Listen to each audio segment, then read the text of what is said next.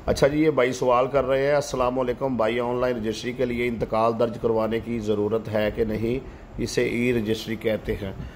भाई ये बात आप गौर से सुन लें, जो आजकल रजिस्ट्रियाँ करवा रहे हैं उनके लिए ये वीडियो बड़ी अहम है, आगे शेयर भी कीजिएगा, दूसरों का भला हो। देखें, आप जब फ़र्द लेते हैं, अगर तो आपको फ़र्द जो है वो कंप्यूटराइज मिली है, यानी जहाँ से आप जगह ख़रीद रहे हैं वो मौज़ा जो है वो कंप्यूटराइज है और आपको फ़र्द जो है वो अराजी रिकॉर्ड सेंटर से मिली है, तो इस तरह की फ़र्द पर जो रजिस्ट्री होगी ऑनलाइन रजिस्ट्री, तो उसका इंतकाल साथ ही दर्ज हो जाता है। लेकिन अगर जो है आपको फ़र्द जो है वो पटवारी से मिली है, मैनुअल फ़र्द है, कंप्यूटराइज नहीं है, तो उसकी रजिस्ट्री तो ऑनलाइन होगी, लेकिन इंतकाल के लिए फिर वही प्रोसेस है जो पहले था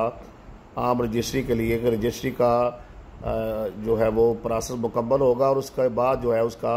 इंतकाल दर्ज करवाना पड़ेगा पटवारी के पास जाकर। तो ये दोनों में फ़र्क है, इसको आप समझ लें और दूसरों को भी बताएं ताकि लोगों का भला हो सके। ऐसा ना हो कि आप पटवारी के पास से फ़र्द लें और रजिस्ट्री करवा लें और समझें कि ऑनलाइन बस रजिस्ट्री हो गई है तो इंतकाल भी दर्ज हो जाएगा। ऐसे नहीं है, इंतकाल दर्ज करवाना पड़ेगा, आप करवाएं या जिससे आपने